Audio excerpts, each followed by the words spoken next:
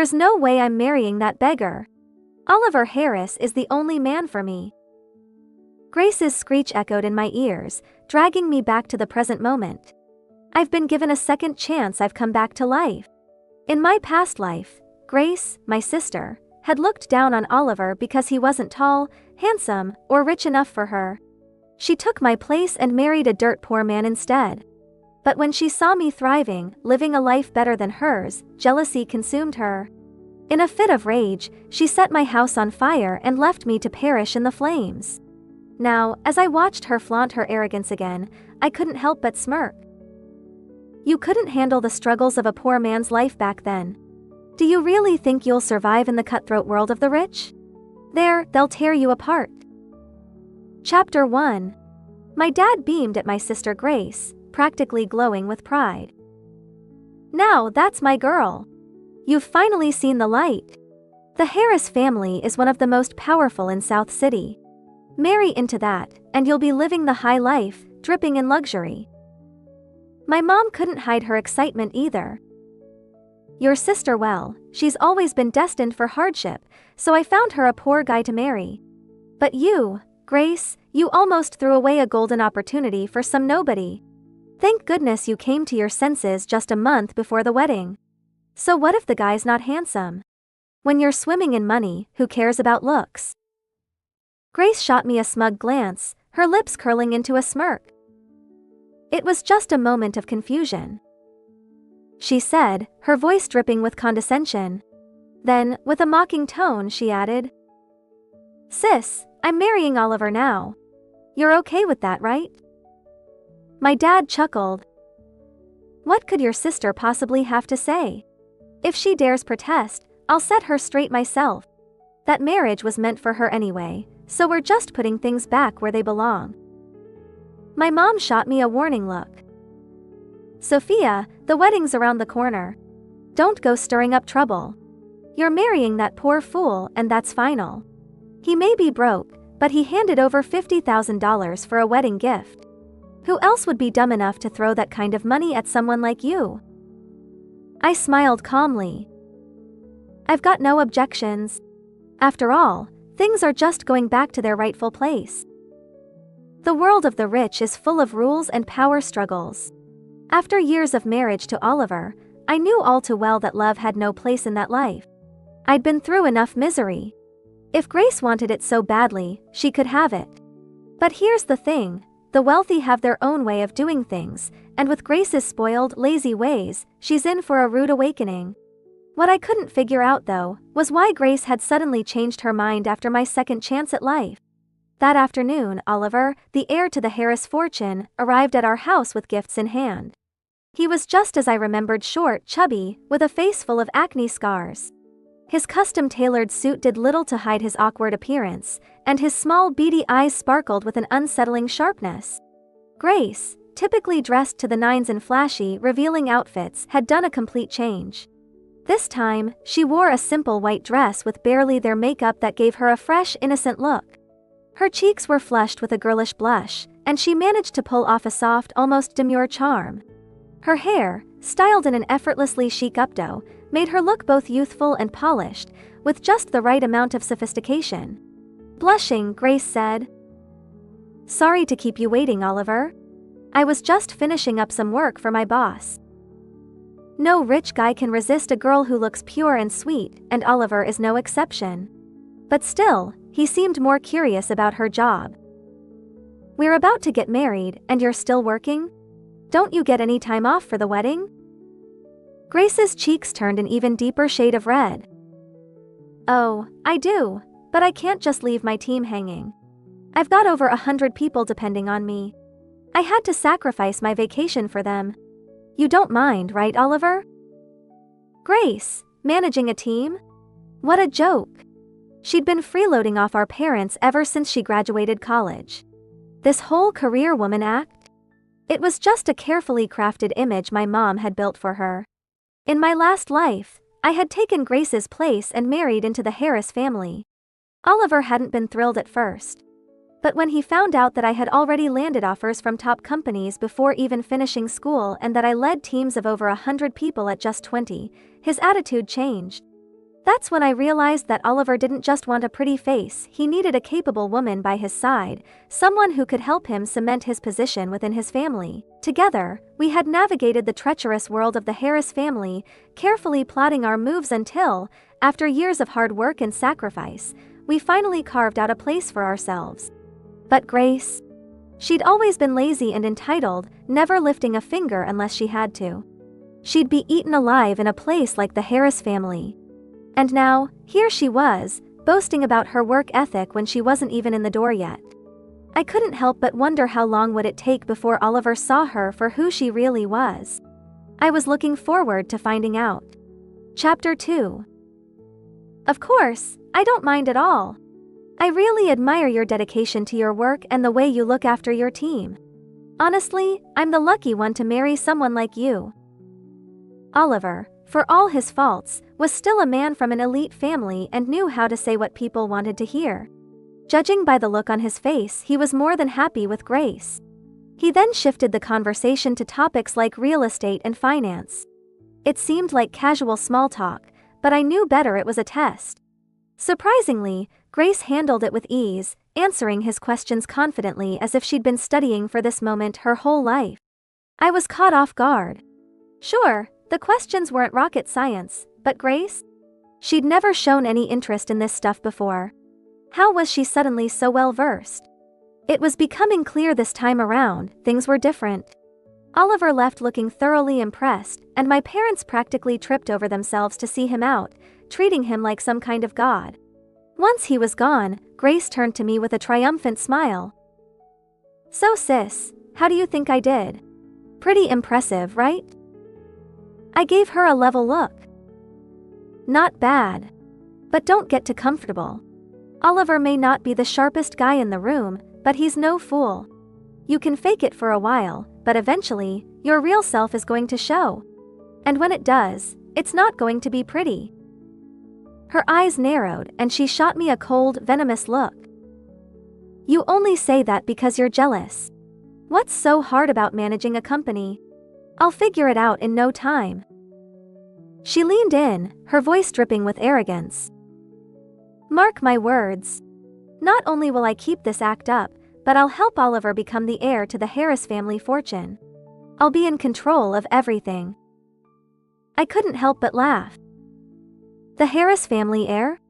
Their entire fortune? Do you really think you can waltz in and take all that with a few cheap tricks? In the real world, if you want something, you've got to put in the work. And trust me, you've got a long way to go. Grace's face darkened as her eyes turned icy. Who are you calling out? What's the point of hard work anyway? You've been busting your ass for 3 years, and what do you have to show for it? You're still nobody. Meanwhile, I don't lift a finger, and I'm living the high life. I shop all day, party all night, and I don't see you doing any better than me. Her voice dropped, thick with resentment and jealousy. Save your lectures for someone who cares. You'll never get it. A woman's real power is marrying well. Everything else is just noise. I didn't bother arguing. There was no point in trying to explain reality to someone so deluded. She'd learn soon enough.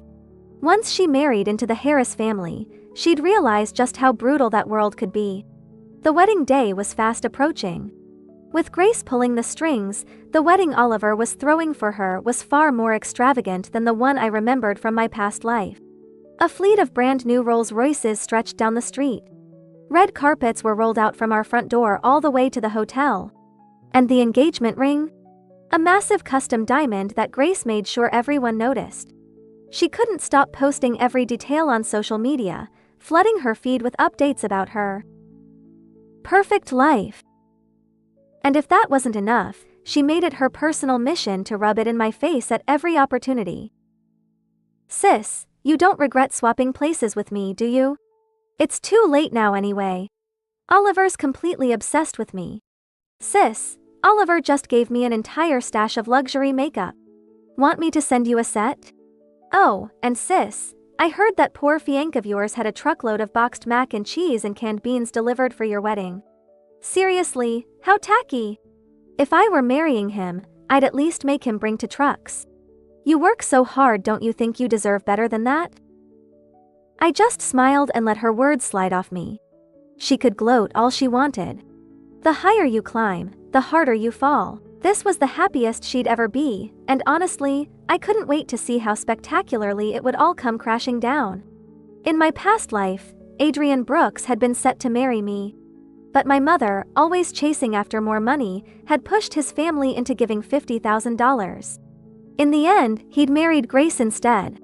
This time, I was engaged to Adrian again, and I'd think he'd be more invested. But strangely, he was distant, too busy with work to even care. We'd only met a few times before the wedding, and his parents were handling most of the arrangements. Unlike my own money-hungry parents, Adrian's family, though humble and from the countryside, were surprisingly kind and understanding. One day, they came to visit. Chapter 3. Adrian's father, a rough-edged man who used to butcher pigs for a living, didn't mince words. Look, $50,000 is a lot for folks like us, no doubt. But we gave it, and that makes you our daughter-in-law. And as for Adrian, don't think he's avoiding you. He's just working his tail off trying to make enough money so he can give you the life you deserve. His mother, with an apologetic smile, added, I know it's been tough on you, dear. Adrian's always on the go, trying to start this company of his, and we can't seem to rein him in. If you've got any complaints, don't hold back. Let it out, it'll make you feel better. I smiled warmly at them. There's nothing to complain about, really. Adrian's ambition makes me proud. I couldn't be happier. What woman wouldn't want a hardworking husband? In my last life, if it hadn't been for Grace constantly stirring up trouble, racking up debt on online loans, and demanding Adrian's attention day and night, his company would have never gone under. She might have even had a life as comfortable as mine could have been. But here, in this life, with Adrian by my side, I could do nothing at all and still live in comfort.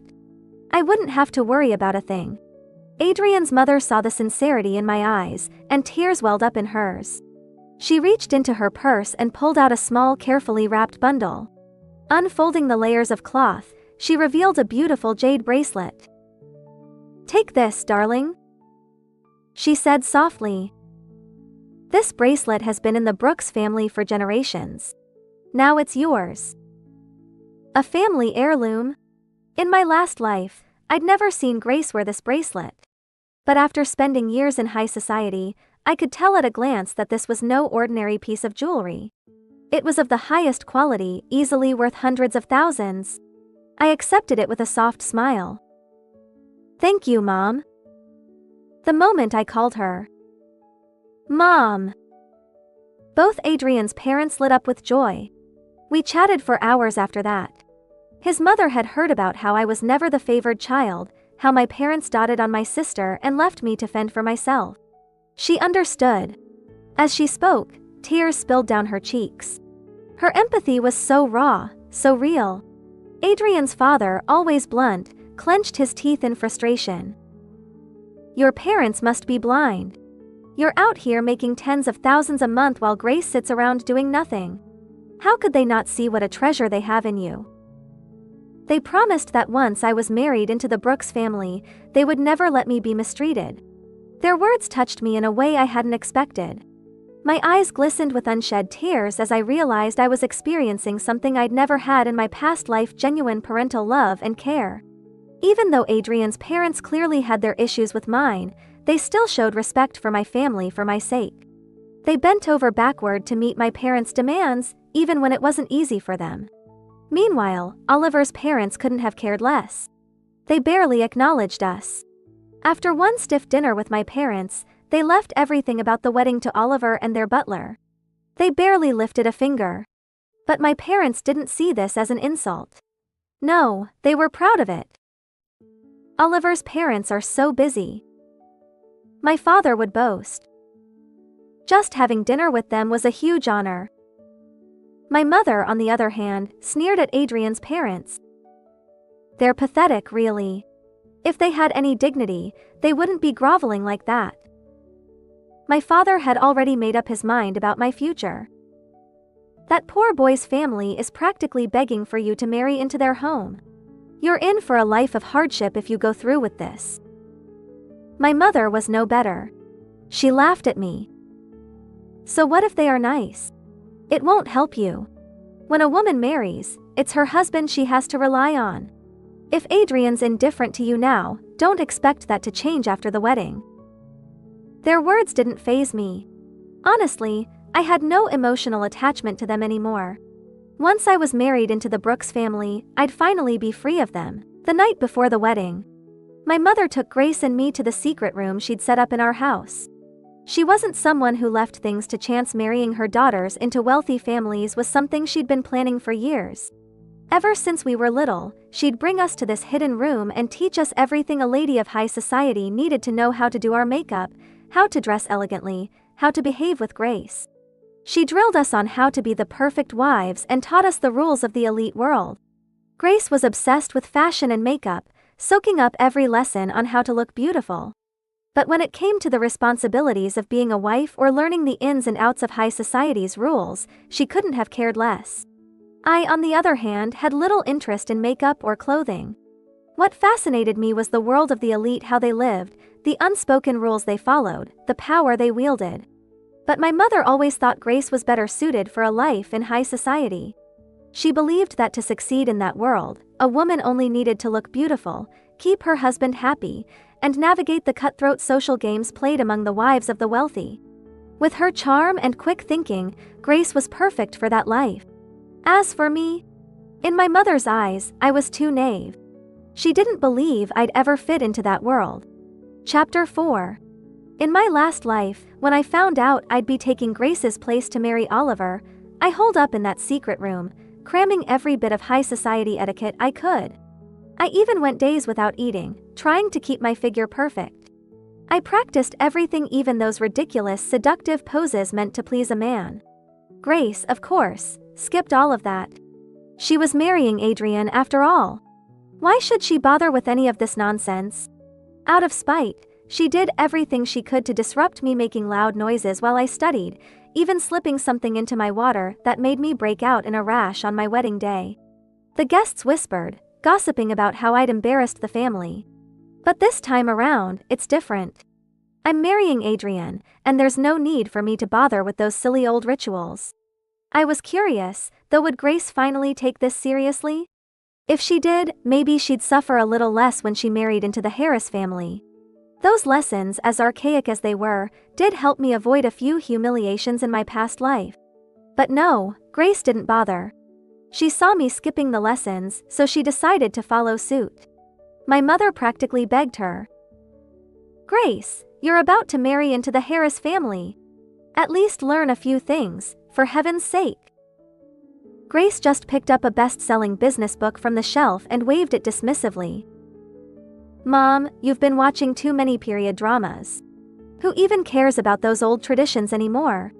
As long as I can help Oliver run the company, no one in the Harris family will dare look down on me." My mother sighed, clearly realizing she couldn't convince her. She let it go. I couldn't help but smirk. Manage a company? Do you think they'll just hand you the reins the moment you walk through the door? They'll be watching you like a hawk, testing you at every step. You're in for a rude awakening. And let's be honest, Grace. You can barely get through a single page of that book without checking your phone for an hour. You're going to run a company? Please. Grace must have caught the smirk on my face because she shot me a cold glare. What are you laughing at? Just because you can't do something doesn't mean I can't. Aha! Sure. You'll do it, all right. And bye. It. I mean, completely crash and burn. I didn't bother responding. Instead, I left the room and went to bed, enjoying a peaceful night's sleep for once. The next morning was bright and full of celebration. It was finally our wedding day. Grace and I were both getting married today, but the contrast couldn't have been clearer. The Harris family spared no expense. A fleet of sleek Rolls-Royces pulled up in front of our house, the kind of ostentatious display that let everyone in town know just how wealthy they were. The Brooks family, on the other hand, while putting on the best show they could for a rural family, couldn't compete with the extravagance of the Harris clan. By comparison, our procession felt modest, almost quaint. But honestly, who cares about the size of the convoy? My groom was leagues ahead of hers. Adrian, standing there in his wedding suit with a bouquet in his hands, looked absolutely stunning.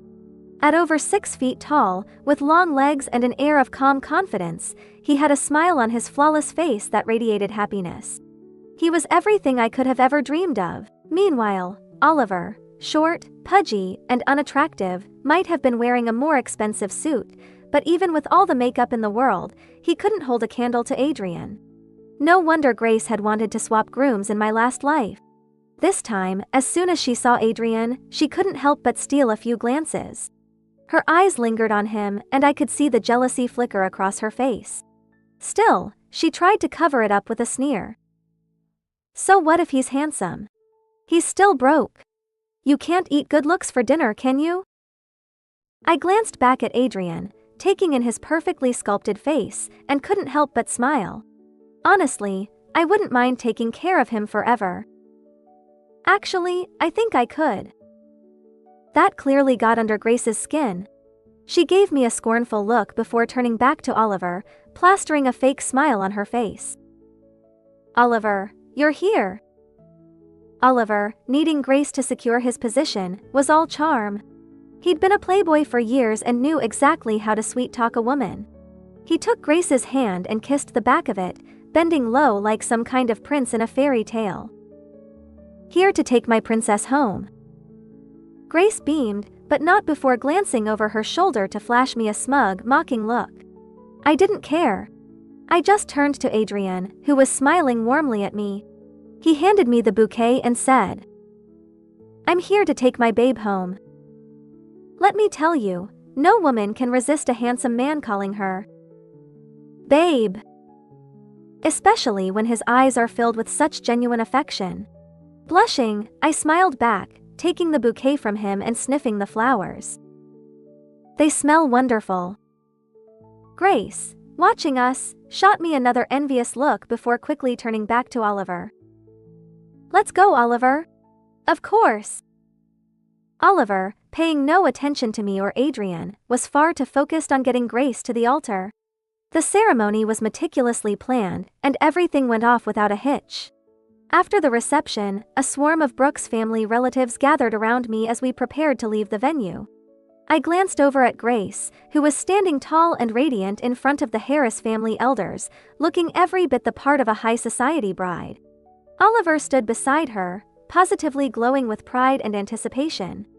I couldn't wait for the day when it would all come crashing down, when the Harris family would finally see through her and throw her out, and even Oliver would turn his back on her.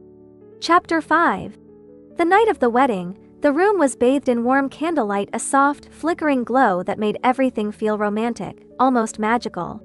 But for all the beauty and warmth, there was an unmistakable loneliness in the air. Adrian had gone out drinking with his friends, leaving me alone in our bridal suite. I understood why. He was still in the early stages of building his business, and maintaining those connections was important. But on our wedding night, it was hard not to feel a little abandoned. Still, loneliness wasn't the only thing I felt.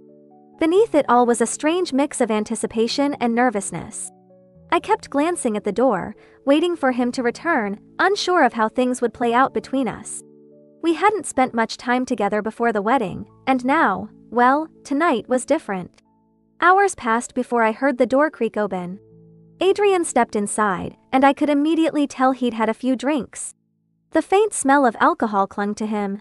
His cheeks were flushed, a little red from the wine, and honestly, he looked incredible. Adrian had always been easy on the eyes, tall, handsome, with that calm confidence, but now, with the slight haze of alcohol softening his features, he had a boyish charm that made him even more irresistible. I blinked, a little caught off guard by how striking he looked in that moment. Still, I managed to ask, "Have you taken care of all your friends?" He looked over at me, and his eyes seemed to clear a little, a warm smile tugging at his lips. "There were a few people I didn't get to spend time with, but I couldn't stop thinking about you being here alone, so I came back." His voice was low and steady, and there was something in the way he said it that made me feel reassured. I couldn't help but feel a little pleased by that. But instead of letting it show, I teased him. "It's fine, really. It's only midnight, you could have stayed out longer. I wouldn't want your friends thinking you've already ditched them for your wife. Adrian's eyes softened, his smile growing. When you're married, your wife should come before your friends. That line hit me harder than I expected. It was sweet to sweet almost. Part of me wanted to believe him, but another part wondered if he really meant it or if this was just the wine talking. Before I could respond, Adrian closed the distance between us.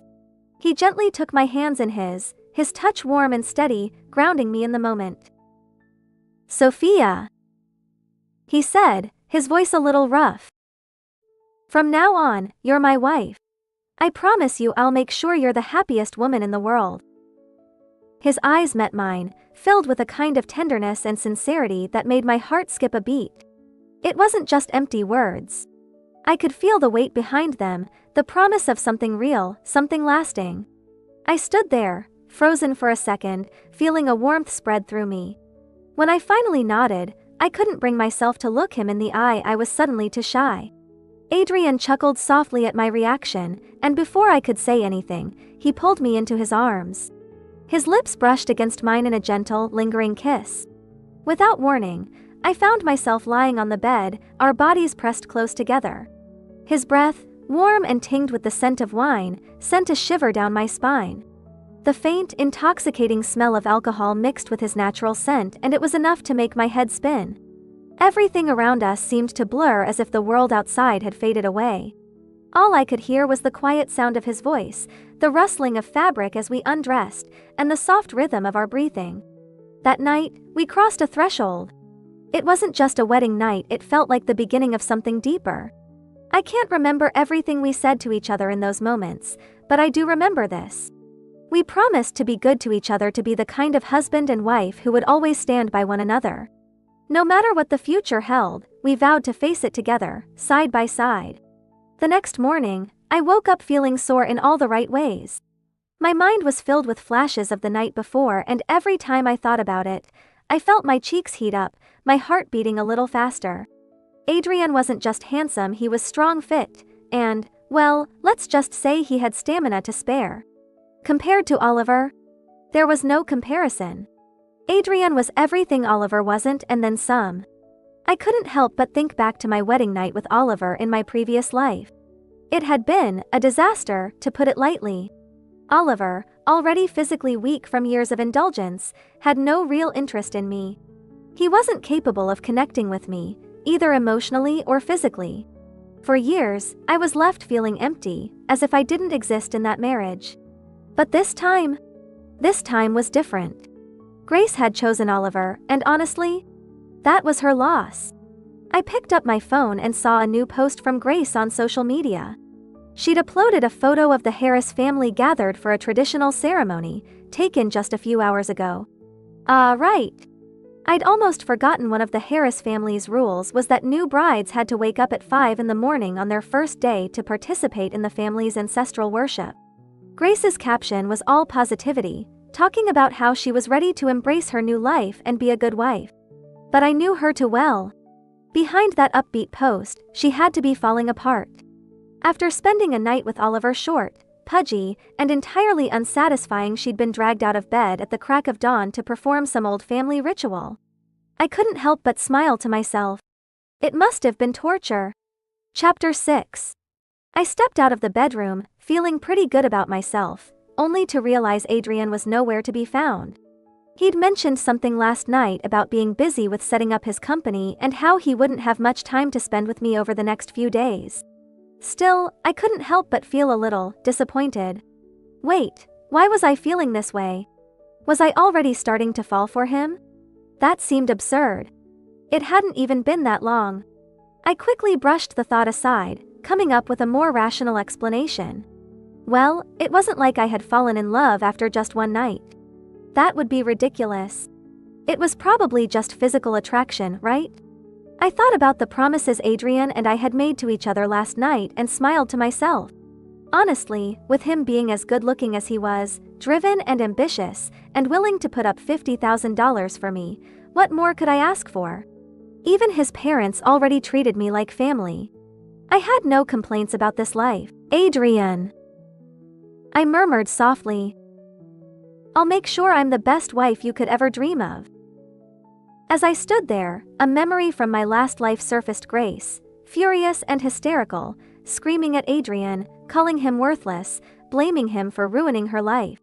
I could still see her face twisted in anger, the fire of resentment burning in her eyes. Oh, Grace, I thought with a smirk. Last time, you held Adrian back. But this time, I'm going to make sure he reaches his full potential. In this life, I held a decent position at a large international trading company. I'd been working there for 3 years, managing a team of nearly 100 people. Sure, I wasn't at the top, but I was definitely in a solid leadership role. With my experience, it wouldn't be hard to take on a bigger role, say, as a general manager at a smaller company. I could handle it, no problem. Adrian had been in e-commerce for years before quitting to start his own business. He had big plans to launch an import-export company. In our last life, Grace never lifted a finger to help him. She never worked, never contributed. If anything, she only made things worse. Living in luxury was her only talent, and she had no idea how to manage money. Adrian was constantly struggling to make ends meet while she spent money like water. But this time, I could actually help him.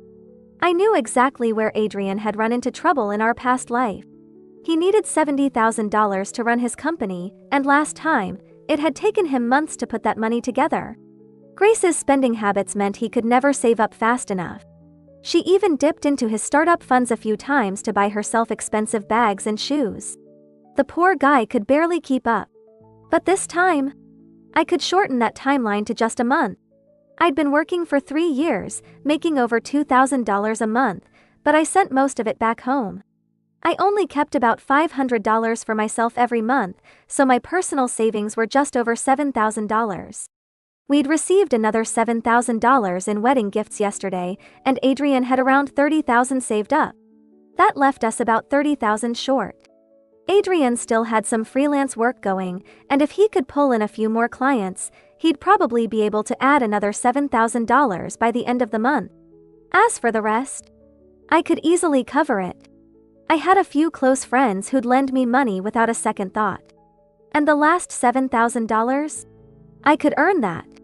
My team was working on a big project right now, and if we could close the deal, my commission would be around $8,000. In my past life, I quit my job after marrying into the Harris family, so I never finished this project. But this time, I wasn't going to make that mistake. I still had all my experience, and after years of managing the Harris family's business, my skills were sharper than ever.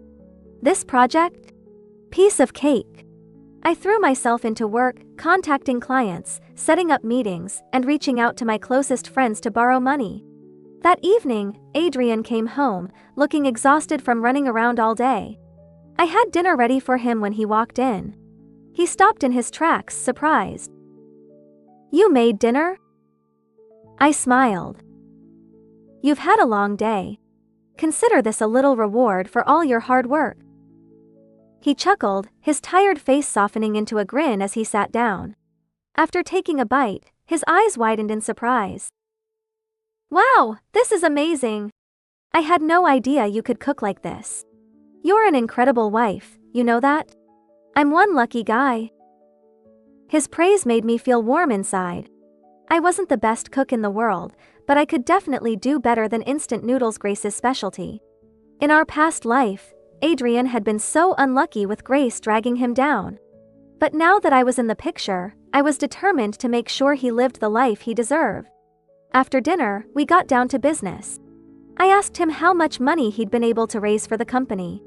Just as I expected, he was still missing a good chunk of it. "That's okay," I said calmly. "I have $30,000 ready. I'll transfer it to you tonight." Adrian's eyes widened in shock. "Where did you get that much money?" Chapter 7. I've saved up $20,000 over the years, I told him casually. Plus the $7,000 we got as wedding gifts. I didn't mention that I'd borrowed some of the money. I didn't want to overwhelm him or make him feel guilty. Even with just that, Adrian was still reluctant. He kept trying to wave it off, insisting he didn't need it. Are you really going to let me struggle for a few more months? I teased, raising an eyebrow. That made him pause. Of course not, he said quickly. Then take it. I pushed, smiling playfully. If you don't, I might just start sleeping in another room. He looked at me, half laughing, half exasperated. Who forces someone to take money like this? His handsome face was red with a mix of embarrassment and stubbornness. I had to admit, it was the first time I saw him look this adorably awkward. I couldn't help but laugh. Hey, it's give and take, right? You promised to take care of me for life, didn't you? I'm just paying a little interest up front. Then, I softened my tone.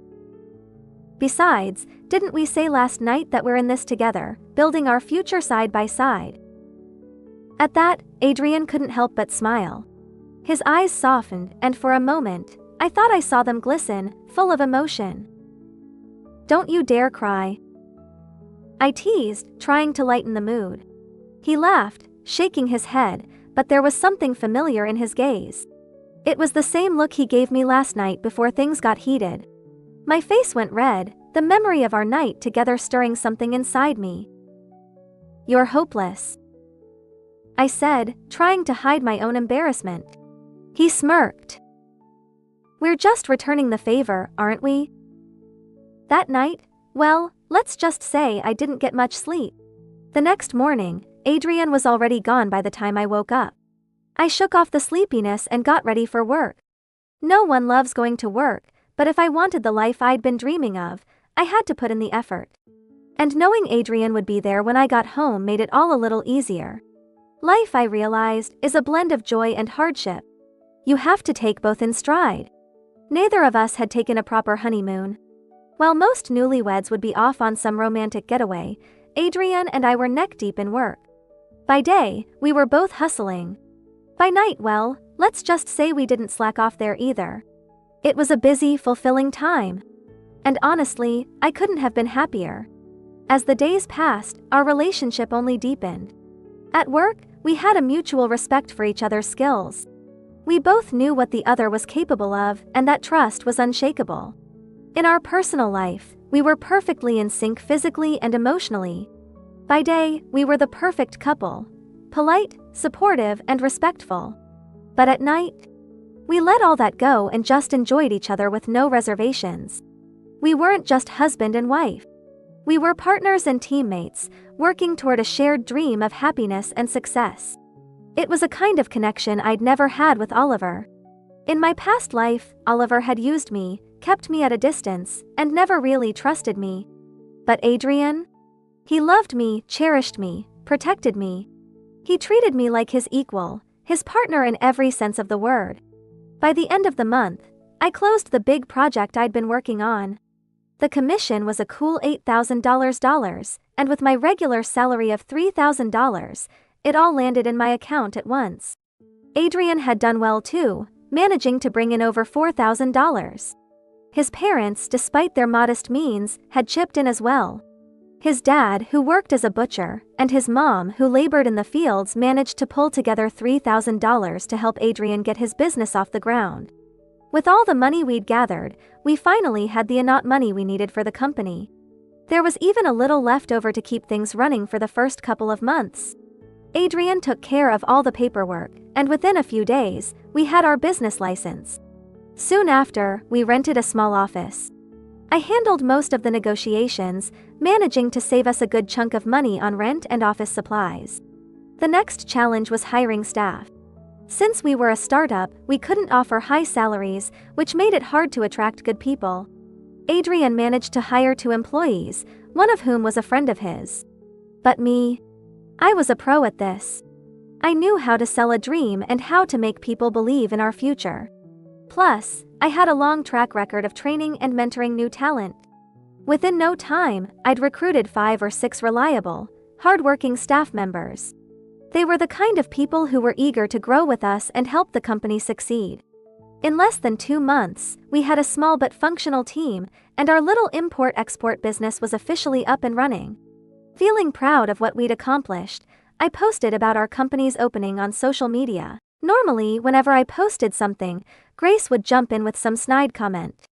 If I posted a picture of a new outfit, she'd say it was out of style and mention how Oliver had just bought her the latest designer piece. If I posted about a fancy restaurant, she'd comment that she and Oliver had already been there and the food was terrible. But this time, silence. Not only did she not comment on my post, but she also didn't like it. And the daily barrage of her showing off her glamorous life. Nowhere to be seen. I knew exactly what was going on. Grace had probably assumed Adrian's business idea was doomed from the start. She never expected us to pull it off, let alone in just 2 months. Meanwhile, what had she accomplished?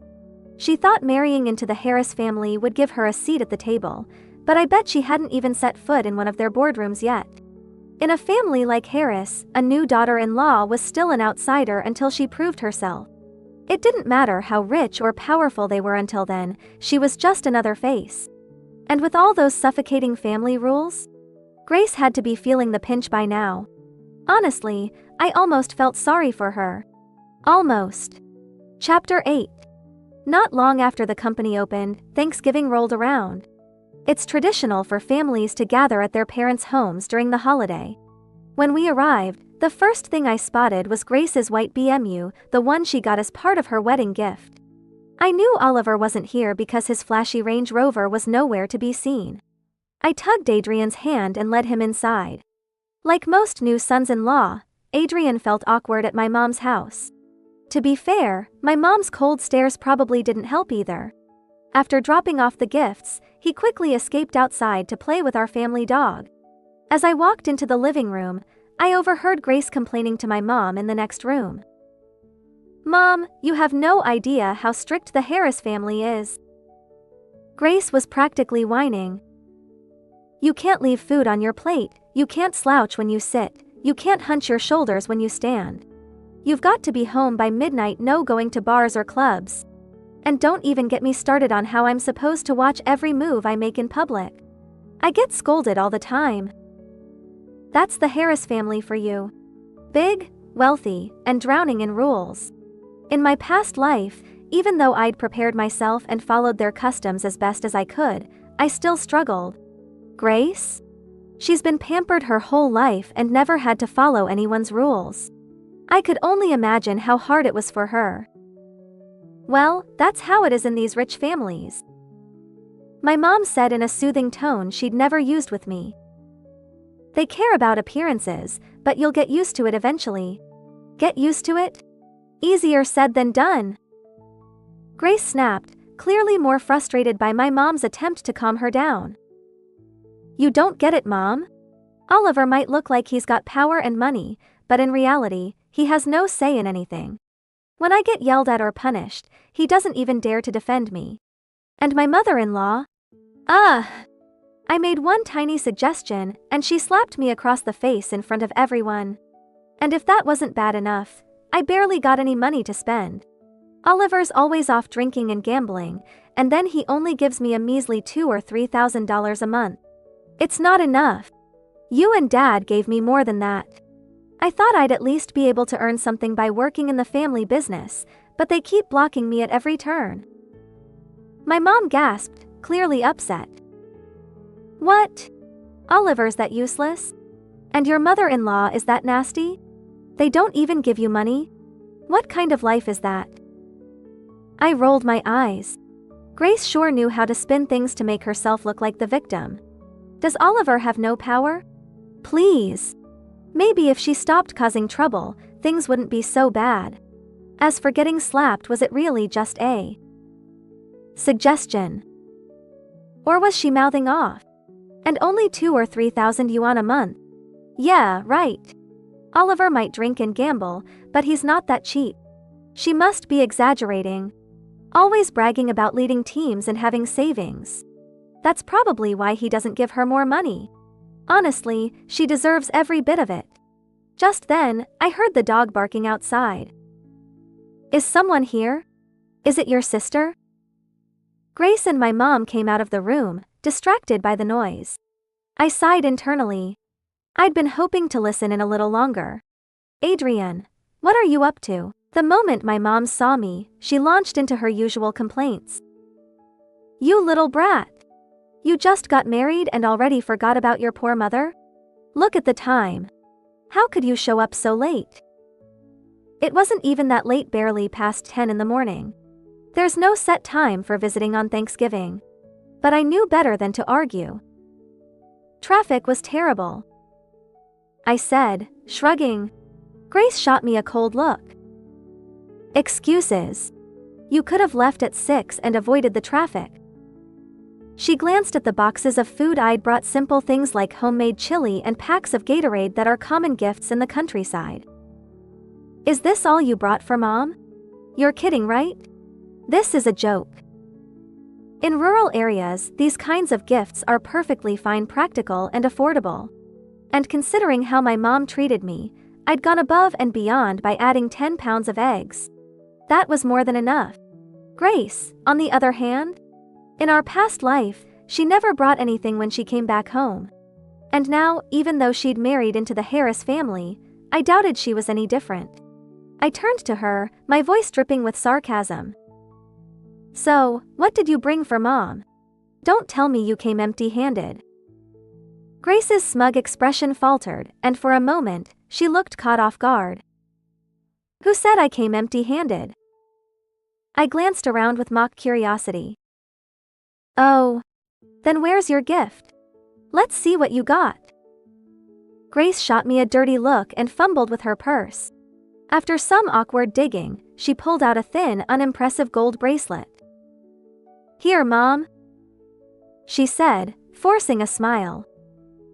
I got this for you.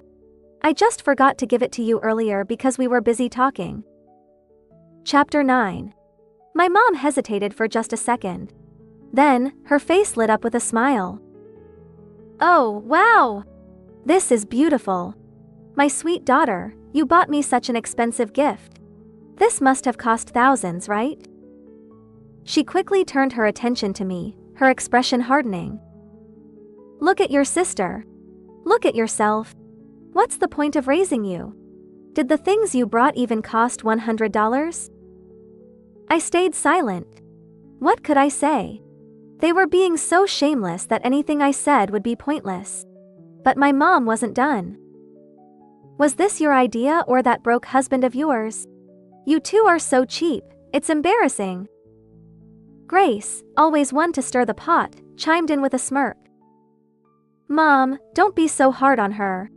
After all, with my sister's husband barely scraping by with that little company of his, they have to save money somehow, right? My mom shot me a cold look. Speaking of that, it reminds me, didn't that broke guy give $40,000 to us? Where did he get the money to start a business? Tell me, how much of your money have you poured into that so-called company? I kept my voice calm. Adrian and I are married. What we have is our shared money, our joint property. We can spend it however we see fit. My mom's face turned red with anger. Joint property? You're my daughter. The money you make should have my share in it. Ever since you got married, you haven't sent a single cent home. You better shut down that useless business and start sending me money every month, just like before. From the corner of my eye, I noticed Grace's smirk falter.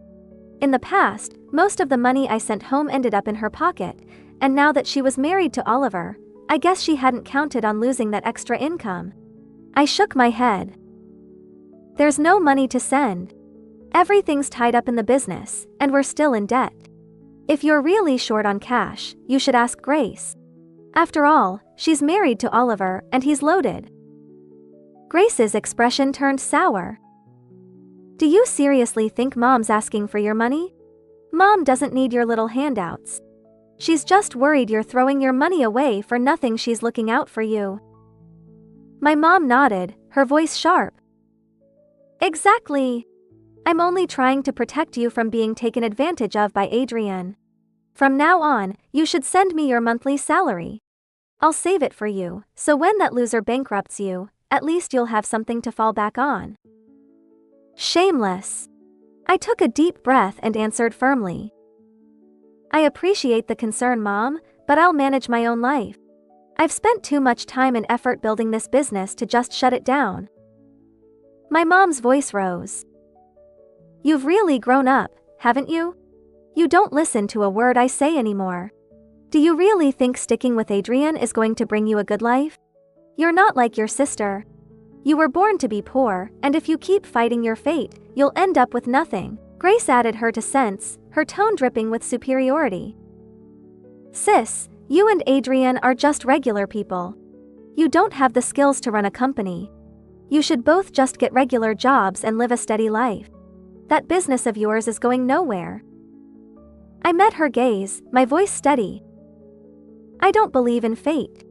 I believe in myself. You're trying to drive me to an early grave, aren't you? My mom shrieked. She raised her hand ready to slap me. I instinctively flinched, but before her hand could make contact, a tall figure stepped between us. It was Adrian. He grabbed my mom's wrist, his voice calm but firm. I'd like to see anyone try to hurt my wife. His words were cool, carrying an edge of warning. I couldn't help but feel a sense of relief wash over me. Even though I knew I could dodge that slap on my own, having Adrian there made me feel protected. Let go of me, you worthless trash. My mom struggled, her face twisted in anger. Grace, suddenly frantic, rushed at Adrian, beating her fists against his chest. Let go of my mom, you bastard. How dare you? I was a little surprised by Grace's reaction. Since when had she become so protective of our mom? She'd never been the filial daughter before. I pulled Grace away and scolded Adrian, trying to defuse the situation. What are you doing? Let go of her. She's our mom. Adrian's jaw tightened and he released my mom's wrist with a cold huff. This better not happen again. He muttered darkly. Chapter 10. You think you can hit me? How dare you? My mom screamed as she clawed at Adrian, her nails aiming for his face. I quickly stepped in, pulling her away before things got worse. She wasn't done though. Are you even my daughter anymore? On Thanksgiving Day, of all days, and you bring this worthless man here to gang up on your own mother? Get out! Both of you, leave my house right now. You're no daughter of mine. She pointed furiously at the gifts we'd brought. And take this trash with you. Just looking at it makes me sick. I turned to Adrian with a calm smile. Didn't you hear what Mom said? Let's pack everything up and head home. Adrian blinked, caught off guard by my response. Grace, meanwhile, looked like she couldn't believe what she was hearing. My mom's eyes widened as if she was thinking, "You're really going to take the gifts back?" Grace shot me an incredulous look. Sis, seriously? Who does that? Since when have you taken back gifts? I sighed dramatically and said, well, if Mom says the sight of them makes her sick, I can't just leave them behind. What if she gets ill? I'd be the one to blame.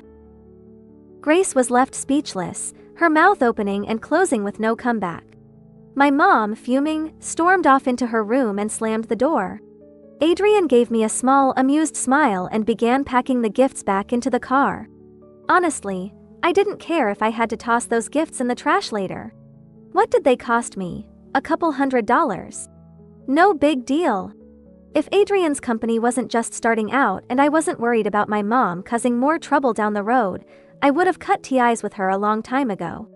We loaded the last of the gifts into the trunk, and just as we were about to leave, Grace came rushing out, calling after me.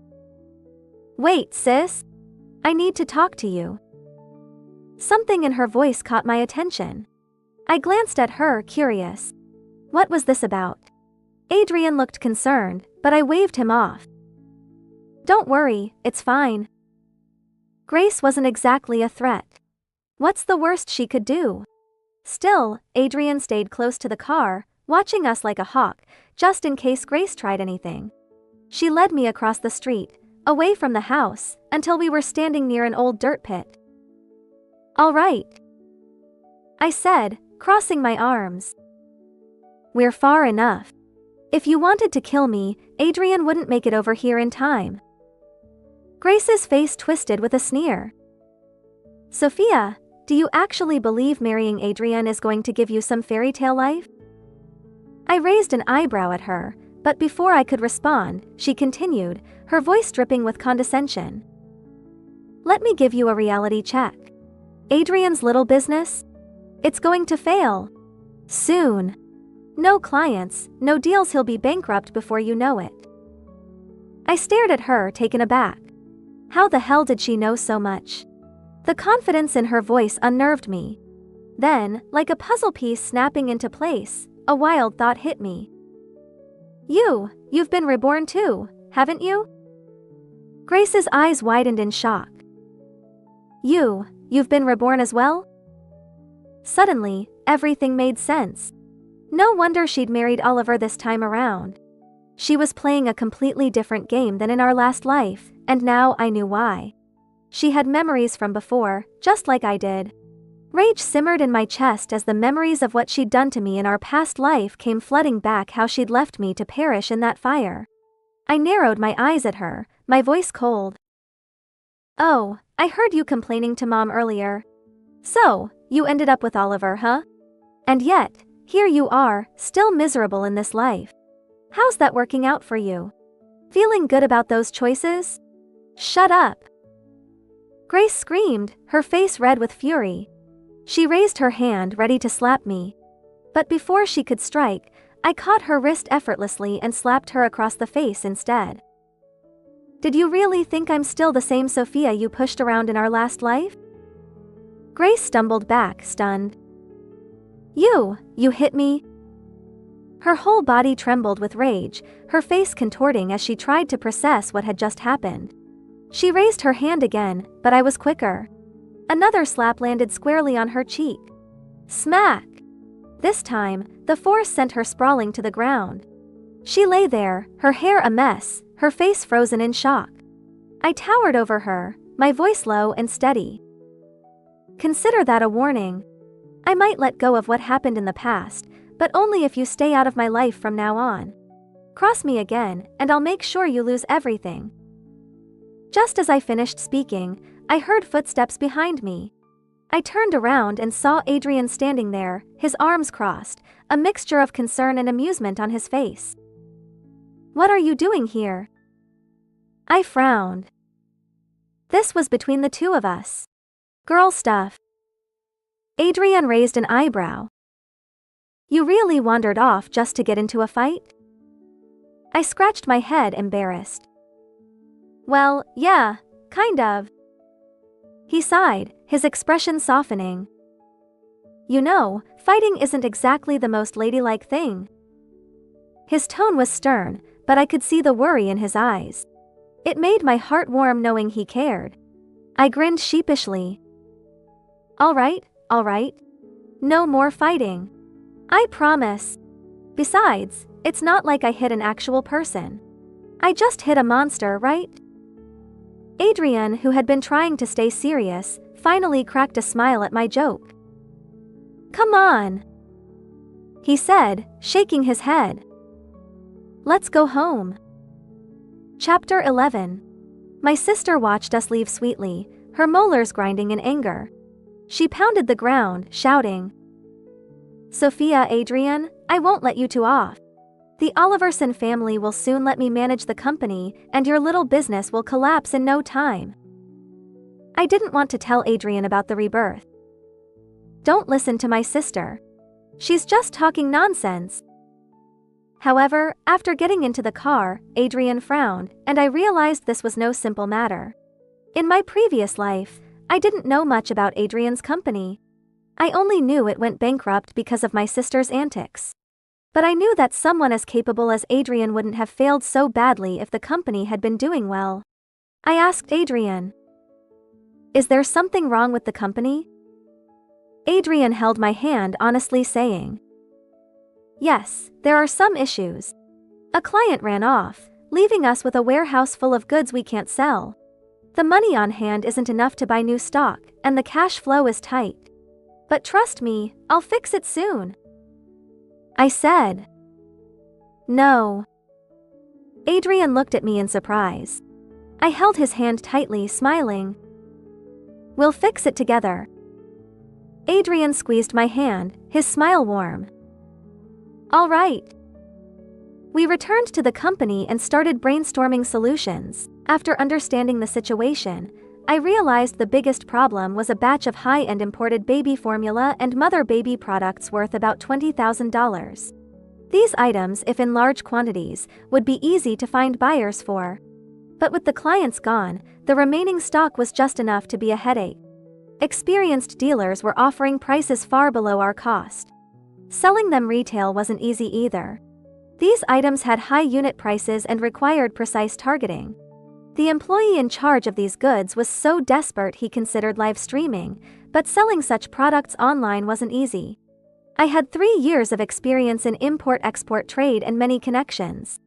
I remembered a client from 2 years ago in the mother-baby industry who had been scammed and left penniless. I helped him find a lawyer and win the case, saving him from jail. Now, this client had grown from a small vendor to one of the top 3 mother-baby product suppliers in the city, with several large warehouses in the suburbs. In my previous life, after marrying into the Oliverson family, I had collaborated with him, earning millions. Though using this favor now seemed a bit wasteful, I didn't mind. In my previous life, no matter how well I did, it was for the Oliverson family. This time, it was for myself and the man I loved. I called the client, and he immediately agreed to take the goods. He offered to pay market price, but I gave him a $2,000 discount as a gesture of goodwill. Before hanging up, he mentioned that if Adrian's company ever needed help, we could collaborate in the future. I could tell he wasn't just being polite. But with Adrian's company still small, we weren't ready for that yet. I knew my limits. Having used this favor, we'd need to show our sincerity for future collaborations. My one phone call solved the company's crisis, leaving Adrian and the employees in awe. I modestly said, "Just lucky. I happened to help Mr. Zhang before." Adrian's eyes sparkled, looking at me like a hero. "My wife is amazing." I said it was luck. I waved my hand, looking at Adrian's handsome face and his squinting eyes, finding him cute. Unexpectedly, he stepped forward and kissed me on the cheek. "Ah, boss, that's so sweet. Boss is so bad. Isn't this torturing us single people?" The whole company erupted in excitement. My cheeks turned as red as an apple, and I pulled Adrian aside. "Adrian, the employees are watching. Aren't you embarrassed?" Adrian smirked. "There are only a few people. Why would I be embarrassed? How about you help me hire more people? Maybe then I'll be embarrassed." I laughed. "You're as calculating as my mom." Chapter 12. After selling the mother-baby products, Adrian quickly sold the remaining stock at either low prices or to acquaintances. The crisis seemed resolved, but I felt it wasn't that simple. Those clients running off almost simultaneously, just after Adrian took a big order and invested all the company's money, seemed too coincidental. In my previous life, I had seen too many business schemes. I suspected this was a setup to break Adrian's cash flow. Who could be behind this? Adrian and I had no known enemies. Could it be my sister? Impossible. She had no motive. She didn't know I was reborn and didn't believe in Adrian's company. To be safe, I hired a private investigator to look into it. Regardless of the truth, we needed to strengthen our company to withstand future risks. Over the next month, I spent more time at Adrian's company, setting development directions, leading the team, and connecting with clients. I worked tirelessly, achieving more than the entire company combined. No one in the company doubted my abilities. Adrian didn't disappoint either, securing several large orders with his skills and connections. Our revenue tripled compared to the previous month. The second month, we continued to work hard, and the company's profit reached $30,000. By the third month, we had $300,000 in the bank. We could now handle projects worth over $100,000. As Adrian's company thrived, my sister's situation worsened. A friend in the Oliverson group told me my sister had become a joke in the family. Initially, the Oliversons gave her a vice president position in a subsidiary. Many people were unhappy with her appointment. She fired several senior employees, causing unrest. The subsidiary's performance stagnated, and employees became demotivated. To boost morale, she introduced an incentive scheme with attractive rewards. Several employees met the targets, and the company showed signs of improvement.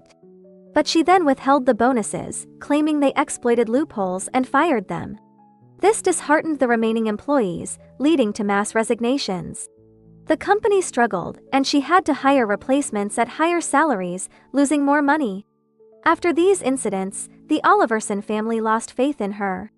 To prove herself, she formed a new team and set ambitious goals.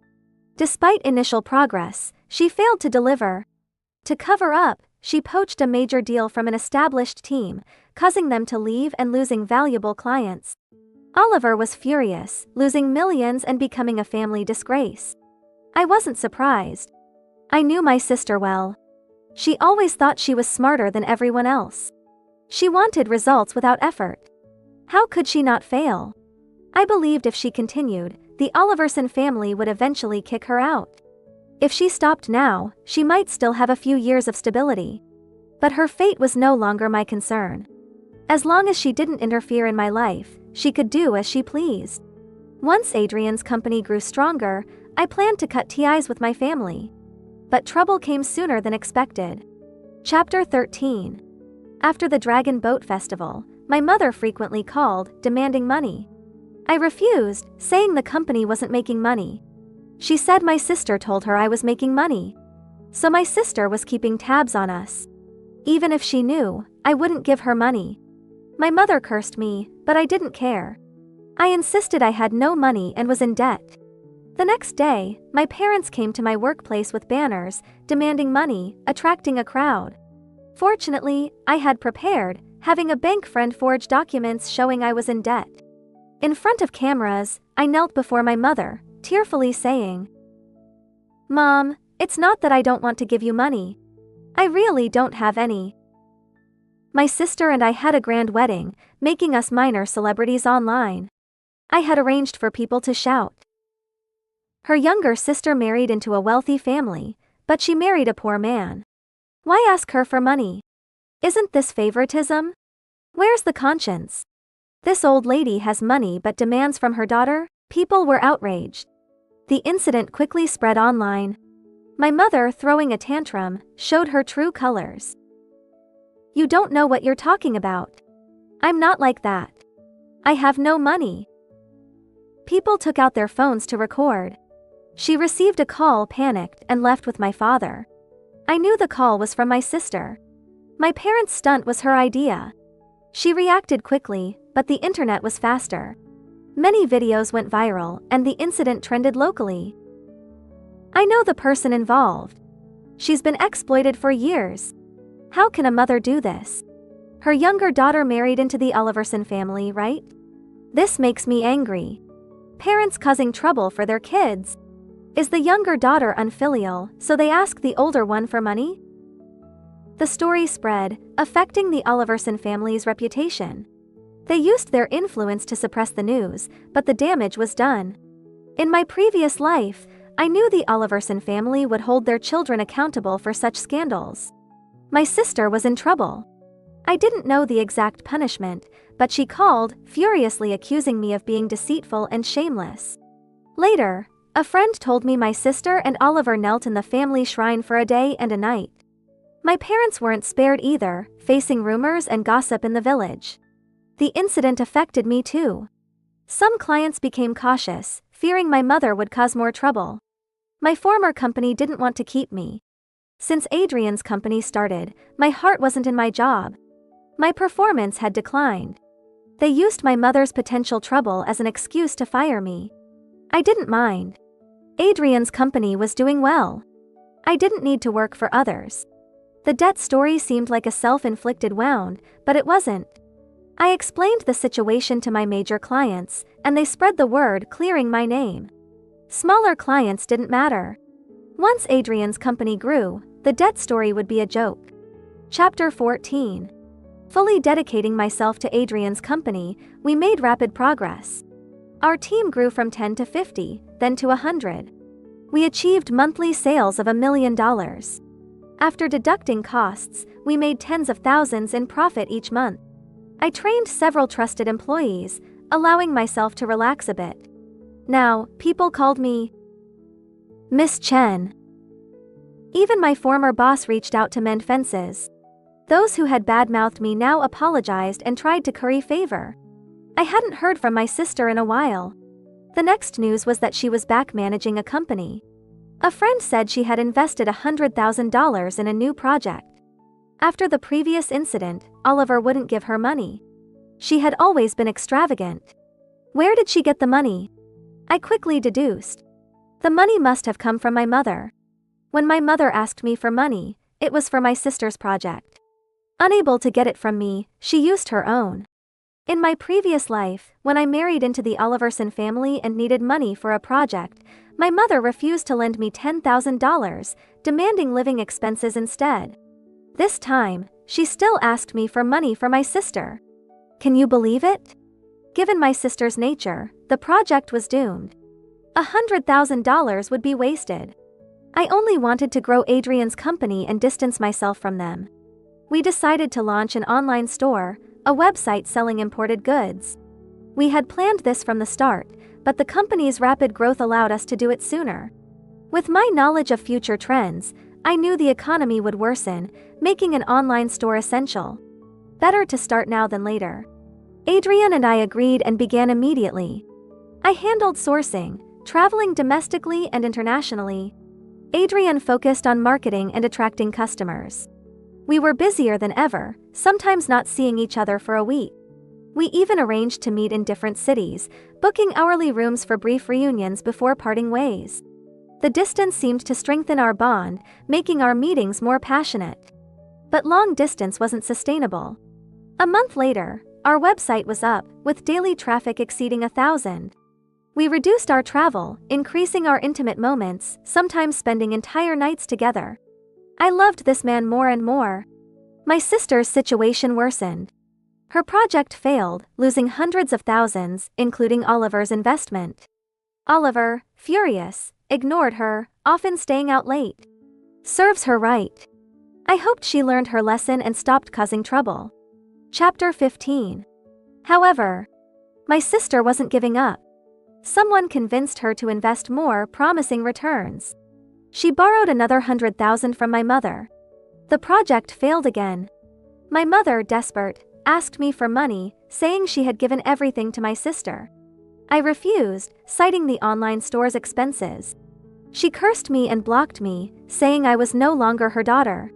In my previous life, she used this threat to manipulate me. This time I welcomed it. Days passed without me giving in, and my mother grew anxious. My sister was even more desperate. She called, accusing me. Sophia, do you have any conscience? You're making Mom sick. If you still recognize her, give her $200,000. I laughed. $200,000? Do you think money grows on trees? You're a married woman, making business deals with Mom's money. How filial. My sister was shocked. You know. I mocked. Yes, I know a lot. My sister, realizing my implication, angrily said, Don't get cocky. I'm just temporarily down. One day, I'll control the Oliverson family. I taunted. Control the Oliverson family? With what? You can't even manage a small subsidiary. Using family money to cover your losses, do we have a gold mine? My sister, humiliated, cursed me, saying she would make millions and buy out Adrian's company, making me regret it. I hung up, tired of her delusions. Our online store's daily traffic exceeded 10,000, a good start. We had much to do. Our goal was to reach 100,000 daily visitors. Though it seemed small, our store sold imported goods, targeting a niche market accustomed to offline shopping. Converting them to online customers required effort. Adrian, a marketing expert, formed a short video team, creating engaging and emotional content to attract visitors. He also bought high-end mall ads to boost our site's prestige. These efforts increased our traffic. Once we had visitors, we needed to retain them. No matter how good the marketing, without quality products and services, customers would leave. No online store could guarantee product quality unless fully self-operated. We couldn't fully self-operate yet. Our strategy was to start with external vendors, gradually increasing self-operated stores to minimize risk. Chapter 16. Currently, we had 90% external vendors and 10% self-operated stores. For external vendors, we increased oversight, offering a tenfold refund for fakes and providing subsidies to ensure their profits. For self-operated stores, we strictly controlled product quality, focusing on reputation over profit.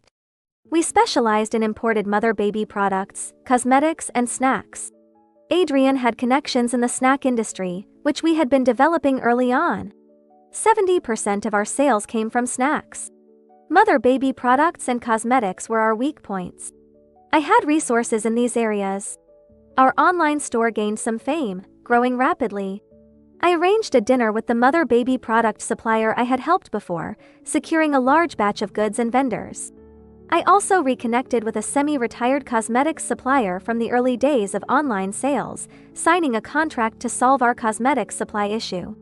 With high-quality, competitively priced goods and guarantees, we quickly gained a reputation. Our daily traffic first exceeded 10,000, then 20,000, 50,000, and finally stabilized at 100,000. Our monthly sales exceeded $10 million, with a profit of 500,000. People in the industry called us business geniuses, rising from humble beginnings to success in just 2 years. With money and a loving relationship, Adrian and I were envied by many. My sister's situation was the opposite. A friend told me she had invested another 100,000 in a project, only to fail again. Oliver, losing millions, was furious and distanced himself from her. My parents, having given all their money to my sister, were now struggling, unable to get money from me. Though my sister and parents were in dire straits, I felt it wasn't time to cut ties yet. Adrian's company needed to be stronger. I planned to wait a year before severing ties, but trouble came sooner. Chapter 17. My sister, jealous of our success, conspired with Oliver to take over our online store, offering to handle operations while we provided the goods, demanding 90% of the profits. At a dinner meeting, my sister arrogantly said, "Your website design is terrible. My company's designers will redo it. This counts as a technical investment, giving us 51% of your company. Taking 90% of the profits and demanding majority ownership for a website redesign. They wanted to take over our company. I was furious. This is robbery." Oliver, silent but stern, seemed to agree. I knew Oliver wasn't inherently bad. He was just desperate after my sister's failures. My sister shamelessly said, "Who are you calling a robber? I'm helping you. Hand over the company and it will truly thrive." I retorted, "If you're so capable, why not start your own website?" My sister's eyes filled with jealousy and hatred. "Servants do the work, the emperor manages people." Twisting words. I laughed. "Admit you lack the ability and want to steal my hard work." My sister, enraged, shouted, "Nonsense! You're the one without ability. Taking over your website is your honor. Don't be ungrateful. Enough." Even Oliver couldn't stand it, glaring at my sister, then coldly saying to me, "I don't want to waste time." Chapter 18. CXNet is your and Adrian's hard work. You don't want it ruined by a bad decision, do you? I narrowed my eyes. Are you threatening me? You can see it that way. Oliver said indifferently, his eyes arrogant. He had the right to be confident. Despite his mediocrity as a Oliverson, he had resources and connections far beyond ours. I looked at Adrian, his handsome face calm and composed. Adrian said, Since we can't agree, there's no need to continue. Oliver sneered. Brave. My sister, disdainful, seemed to say. Just like in our past life, you're a brainless fool. I stood up, taking Adrian's hand, and we walked out. Behind us, Oliver said coldly, "You'll come back to me in a few days." My sister shouted, "Accept your fate. You'll never beat me." Ignoring their words, I smiled at Adrian. "You're the man I chose, brave and strong." Adrian smiled warmly. "No matter what we face, I'll stand by you." The next day, my sister and Oliver used their connections to launch an aggressive attack on our company. First, our import trade business was hit hard. Many clients canceled their contracts. In just one day, we lost 60% of our clients and 80% of our revenue. Our warehouse was filled with millions of dollars worth of unsold goods. Adrian and I quickly rented several warehouses to prevent the stock from piling up and disrupting operations. Our online store could handle some of the goods, but we needed to find buyers for the rest. With Oliver blocking our efforts, it took us a whole day to sell half of the stock, and that was at cost price. The remaining goods included perishable items like fruits and bread, which were practically unsellable. In just one day, we lost hundreds of thousands of dollars, and in the coming days, we were set to lose millions more. My sister and Oliver's attack was relentless. That night, my parents came to our house to persuade me. My mother said, "You ungrateful girl, your sister said you lost millions today. You should have given that money to me. You're a failure, you can't run a company. Let your sister take over." My father added, "Do what your sister says. She's family. The money stays within the family." I kicked them out. They threatened to go to the media and ruin my reputation. I knew my sister had put them up to it, so I told them to do whatever they wanted. I was no longer their daughter. They threw a tantrum outside our house for an hour before leaving. Late at night, I lay in bed, feeling frustrated. Adrian entered the room. Seeing him, my frustration melted into a smile. "You're back?" Adrian didn't say a word, just hugged me tightly. His touch, gentle at first, grew more intense. His warm breath brushed against my face, his eyes filled with longing. I asked, "What's wrong?" He kissed my forehead. "Sophia, I have to leave for an urgent matter. You'll have to handle the company alone for a while." I was stunned, a mix of emotions welling up inside me. Though I had suspected something, it was hard to accept. He had been hiding something from me. With the company in crisis, he was leaving me to handle it alone. I was silent for a few seconds, not wanting to act like a spoiled child or ask too many questions. I knew there were things beyond our control. I told Adrian, "Don't worry. I'll manage the company. Take care of yourself." Adrian looked guilty. "I'll be back soon. Get some rest tonight." I turned away. Okay, Chapter 19. Adrian left, and I was left to manage the company alone. My sister's attacks intensified, severely impacting our import trade business. Half of our business came from the online store. As long as they didn't touch it, we could survive. My parents went online, playing the victim, saying I had millions but refused to support them. They had prepared their story well, twisting the truth and making us look bad. Suddenly, I was labeled an ungrateful daughter, accused of mistreating my parents despite being wealthy. However, I had prepared for this. I had recorded my mother's calls demanding money and had security footage of her causing a scene at our house. I also had records of the money I had sent home before marriage. I released the evidence online, turning the tide. Public opinion quickly shifted, with many people supporting me. My sister had anticipated this, and the Oliverson family managed to contain the damage. But I still gained some benefit. The incident brought traffic to our online store, and I took advantage of the exposure, buying a few $1 million worth of goods to offset some losses. However, with our import trade business collapsing, I couldn't hold out for long. The next day, my sister, unable to break us, tried other tactics. She sent inspectors from various government departments to investigate us. Fortunately, our company was compliant, leaving them no grounds for action. My sister was furious. On the third day, she hired hackers to attack our website servers. Our site experienced downtime and slow loading, severely affecting user experience. Forums and user groups were filled with complaints. By the fourth day, our daily traffic had dropped significantly, and rumors spread that our site was going under. I organized a PR response, but it had little effect. In the following days, our traffic continued to decline, falling below 10,000 daily visits. Our sales plummeted, and we received a flood of return orders. Vendors, sensing trouble, began withdrawing their stores. Many of our major clients canceled their contracts. With external pressure mounting, internal turmoil followed. With the import trade business gone, employees lost confidence in the company's future, leading to mass resignations. My trusted lieutenants, whom I had trained for 2 years, were poached by competitors. The remaining staff were anxious and uncertain. Despite my efforts to stabilize the situation, the company was in chaos. Within a month, we had burned through all our cash reserves and owed money to numerous clients and suppliers. A debt crisis loomed. My sister called, offering a lifeline. She was willing to invest $1 million to take over our company. I refused outright. I'd rather go bankrupt than let her benefit. I sat in my office, feeling a mix of calm and frustration.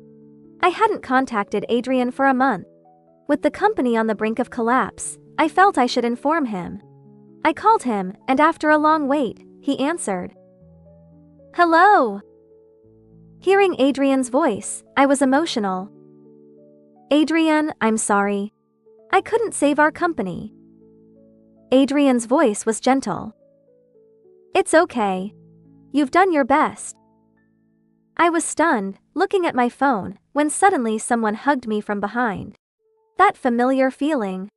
That familiar scent. My heart raced. "Adrian!" I turned around and buried myself in Adrian's warm embrace, tears in my eyes. "Why are you back? The company is about to go bankrupt. Why did you come back?" Adrian's eyes were filled with guilt as he held me, whispering, "I've missed you every day I've been away." Chapter 20. His words broke down my defenses. I clung to him, feeling his warmth. I choked out, "I've missed you too." Adrian said seriously, "The company won't go bankrupt." I looked up at him. "Really? Check your phone." He said. A notification popped up on my phone. "Your company account has received $50 million. I was stunned. "How is this possible?" Adrian casually replied, "I secured an investment." I looked at him like a hero, my eyes sparkling. But then my face fell. $50 million can solve our immediate problems, but it doesn't address the root cause. Adrian said, "I have evidence of Oliver and your sister's illegal activities against us." I was overjoyed. "I knew you could do it." Adrian rolled his eyes as if blaming me for doubting him earlier. For the past month, I had reported Oliver and my sister's malicious actions to the authorities, but they dismissed it for lack of evidence. Adrian had returned with solid proof, backed by a high-ranking official. Oliver and my sister couldn't escape this time. I had another card to play against the Oliverson family. When our company first opened, several clients ran off, nearly bankrupting us. I suspected foul play and hired a private investigator. The mastermind was Oliver's brother, Jack. Jack and Adrian were college classmates. Jealous of Adrian's success, Jack sabotaged him. I suspected Jack was behind Adrian's company's downfall in my previous life. We exposed the evidence, putting immense pressure on the Oliverson family. Oliver's attack ceased immediately. The Oliverson Group was fined $5 billion. To protect their sons, the Oliverson family sent representatives to negotiate and apologize. Adrian and I demanded a public apology from Oliver, Jack, and my sister. The Oliverson family initially refused but eventually relented. However, at the apology event, my sister lost control, screaming, "It's all your fault. How are you so lucky? Your company should have gone bankrupt. Did you sleep with the official to get protection?"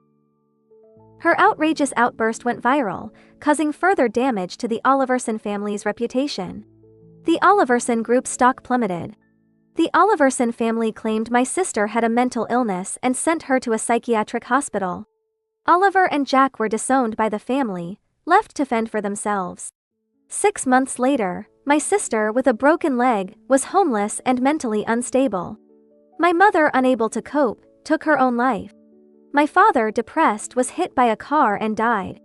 Adrian and I continued to grow our company, becoming billionaires within 3 years. We also had a pair of adorable twins. Epilogue. My name is Adrian, and I have a secret. I was also reborn. When I was young, I met Sophia during an earthquake. I was crying in a corner of the gym, and she took my hand and led me out. Before leaving, she told me to be a brave boy.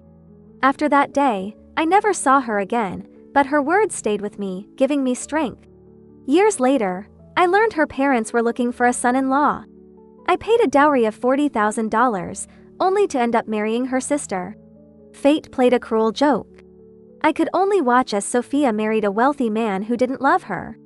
My life fell apart, with her sister constantly causing trouble and sabotaging my business. Someone even set me up, leading to my company's downfall. I lost hope and died in a car accident. I never expected to be reborn. This time, I vowed to change our fate. Sophia, my wife, this life, I'll take care of you. No matter what we face, your boy will stand by you. The end.